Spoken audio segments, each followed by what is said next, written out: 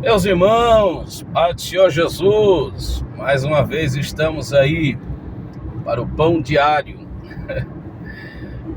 Como diria meu cunhado, carinhosamente, o Cláudio Miro, presbítero da igreja, pregoeiro do Evangelho, alguém que a gente tem um grande respeito, um grande carinho, sobretudo porque um dos nossos distintivos quanto cristãos é a leitura que nós fizemos do sofrimento. Então ele, juntamente com a irmã Silvia, minha concunhada, enfrentaram a dor indizível e fizeram a leitura, uma hermenêutica da situação, e a leitura da situação que eles fizeram é um demonstrativo da cristandade que habita neles. E, dentre muitas outras qualificações, meu cunhado é um cara extremamente feliz, né? E essa felicidade, ela transborda as margens. É possível ser contagiado. Na verdade, é impossível não ser contagiado, né? Cláudio Miro é um sarro, literalmente. E uma vez ele disse-me, né? Não é pão diário, é pão de minuto. Então, assim, estamos pensando Bíblia, viajando sempre, né, na estrada, pensando Bíblia, e é uma maneira de otimizar o tempo. E agora eu direciono-me a um outro alguém que eu tenho um grande respeito também, que é o evangelista Simão Regis, atualmente, até onde é do meu conhecimento, residente da cidade de Santa Maria, no estado do Rio Grande do Sul, mas eu o conheci pessoalmente em São Leopoldo. E ele tem uma frase que é otimizando o tempo. Ele faz desta frase filosofia de sua vida. Então vamos lá, vamos pensar a Bíblia, né? Pão de minuto, pão diário, como você bem entender. Atos dos Apóstolos, que eu prefiro nominalmente chamar de Atos do Espírito Santo, é assim chamado porque pode-se dizer que há dois apóstolos, entre outros, que destacam-se na historicidade deste livro. Pedro, possível e provavelmente até o capítulo 8 está em grande destaque. Capítulo 9 a seguir, o apóstolo Paulo toma a dianteira, e Pedro ainda tem alguns relances em que ele é dignamente também honrado e aqui citado. Mas Atos dos Apóstolos, capítulo de número 9, vai dizer-nos assim no verso 15: a argumentação de Deus a um profeta por nome de Ananias. Deus diz o seguinte acerca de Saulo: disse-lhe, porém, o Senhor. Deus sempre tem um porém.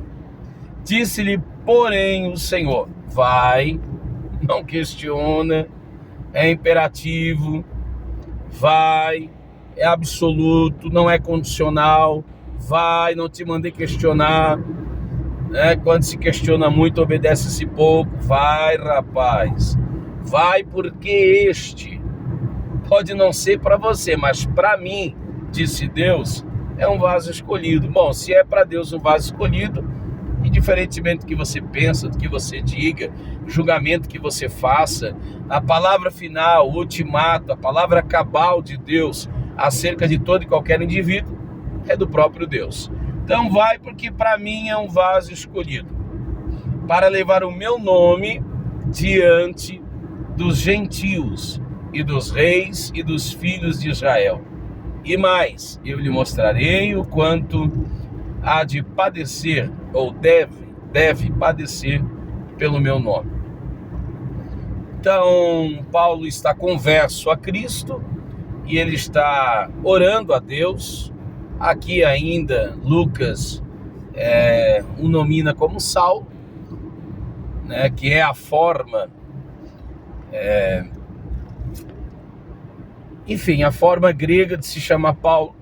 O nome é o mesmo, ok? Paulo e Saulo. Alguém diz que é grande, pequeno. Eu creio que é mais uma questão linguística. Enfim, na verdade, seu nome Saulo, como a gente bem sabe, ele tem como radical, né, como raiz, Saul, que é o primeiro rei de Israel. Sendo ele da tribo de Benjamim, tanto Saulo quanto Saul. Enfim, Saulo, é o mesmo indivíduo. Está converso a Cristo.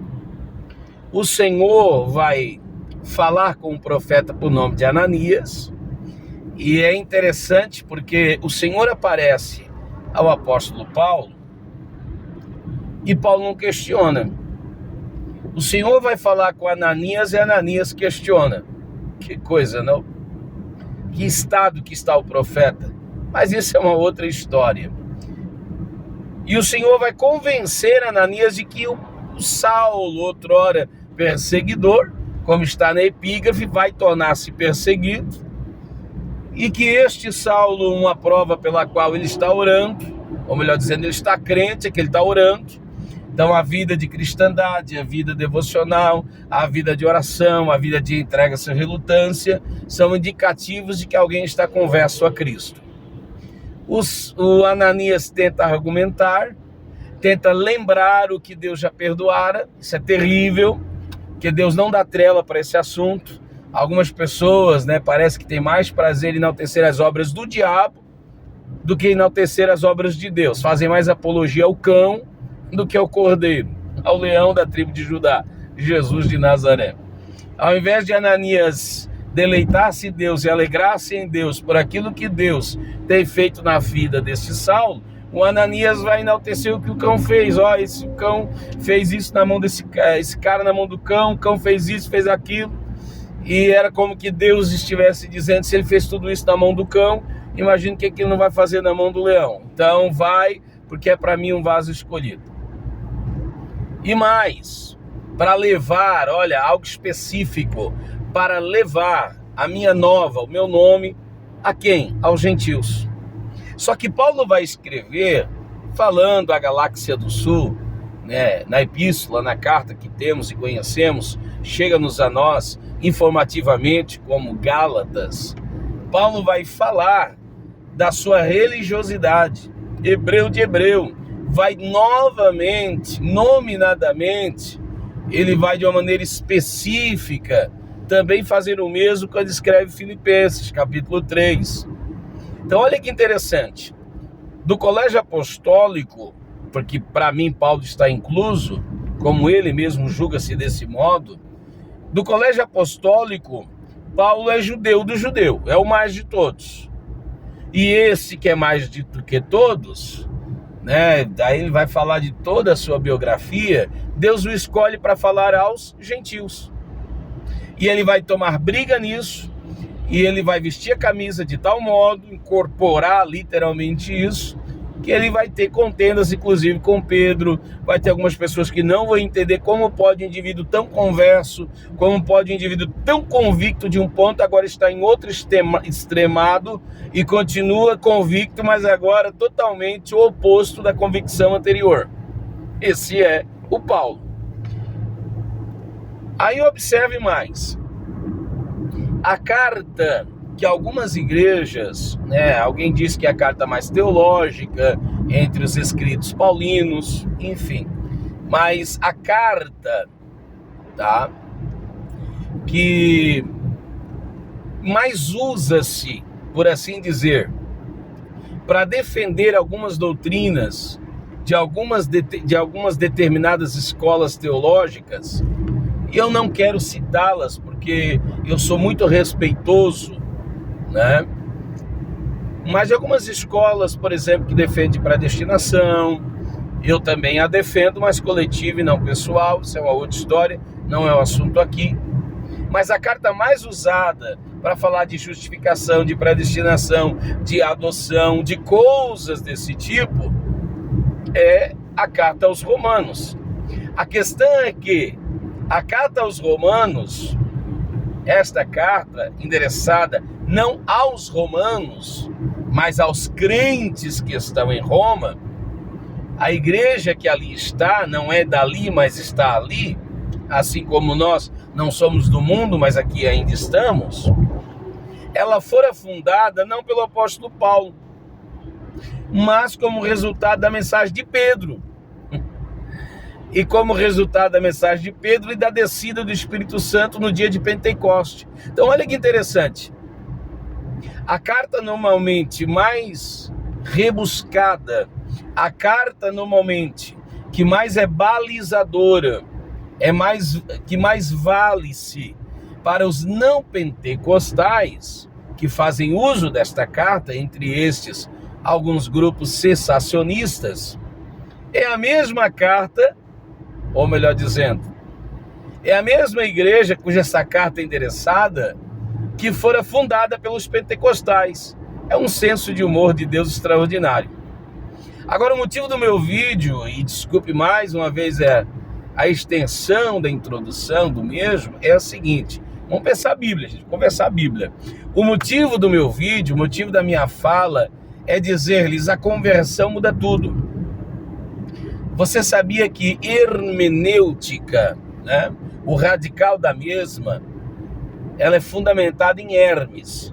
Hermes é um pseudo-deus, né, da mitologia grega, é o Deus mensageiro, é o Deus que expõe, é o Deus da homilia, o Deus da verbalização, é aquele Deus que, supostamente, né, logicamente, que é mestre na transmissibilidade, por isso Hermes, da onde deriva a palavra que conhecemos como hermenêutica.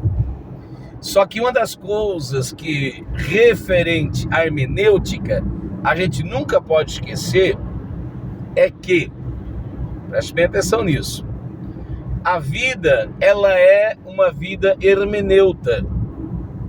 Como assim? Estou dirigindo. Se eu dirigir-me, né, se eu bruscamente ou não bruscamente, enfim, se eu direcionar o meu carro, o volante do meu carro à esquerda, é uma hermenêutica, é uma leitura que eu estou fazendo. Se eu dirigir-me à direita, é uma hermenêutica, é uma leitura que eu estou fazendo.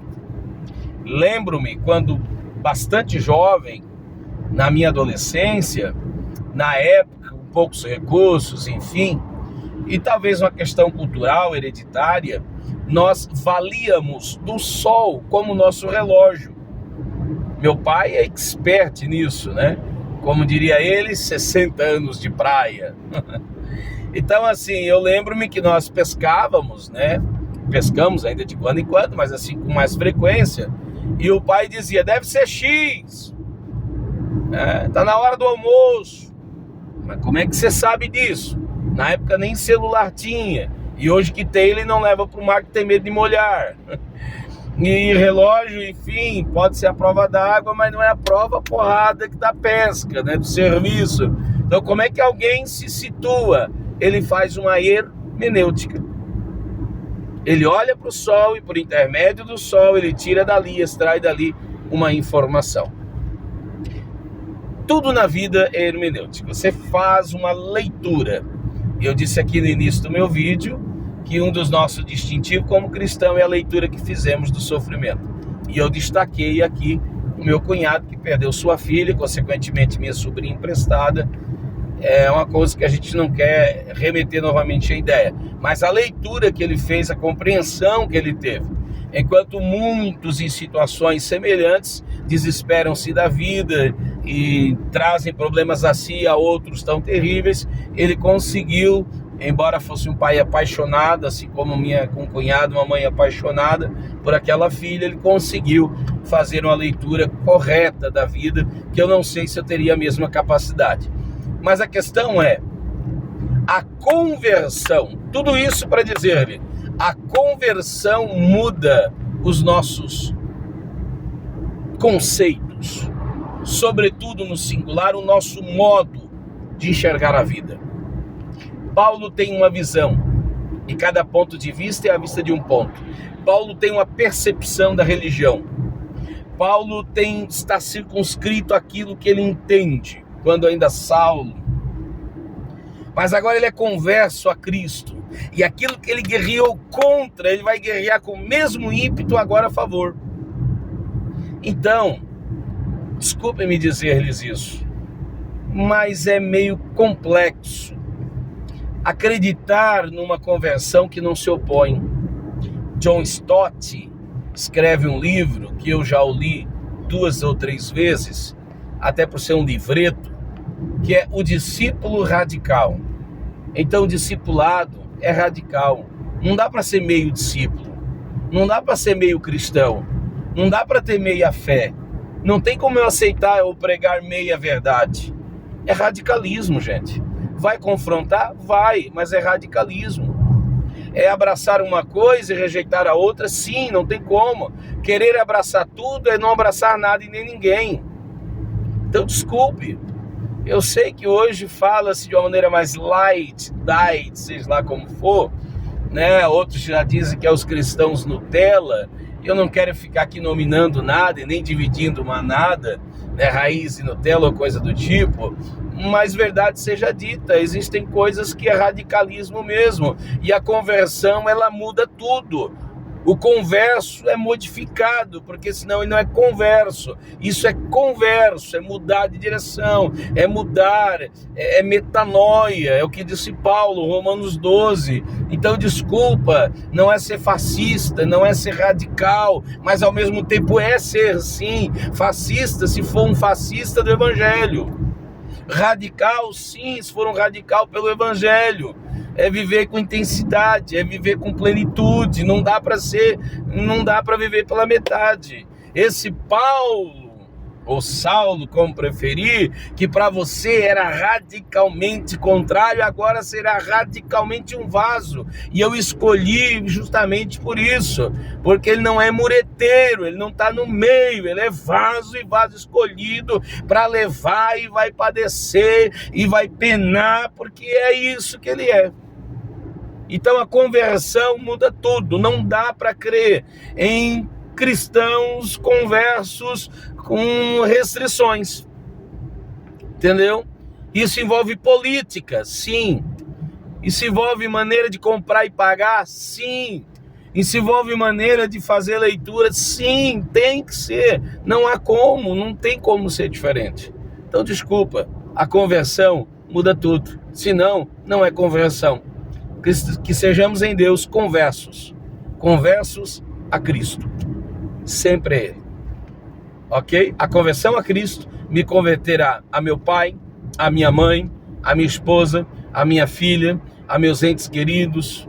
A conversão a Ele vai tocar em todas as áreas da minha vida e me converterá a uma vida mais plena. Não estou aqui pregando perfeccionismo, muito longe disso. Então, assim, eu não sou. E o que me faz entender que eu não sou é justamente o que motiva a tentar ser. É isso mesmo, é conversão. Deus abençoe em Cristo Jesus. Por isso que a gente é chato, só fala de Bíblia. Esses crentes chatos, vão falar do quê, gente? Eu sou convertido, eu sou converso a Cristo. Entendeu? Eu me direcionei a Ele, eu fui atraído por Ele, cativo a Ele e pronto. Só que a Bíblia vou querer o que mais? É Bíblia mesmo, é Ele. Sou apaixonado por Ele. Deus abençoe em Cristo Jesus.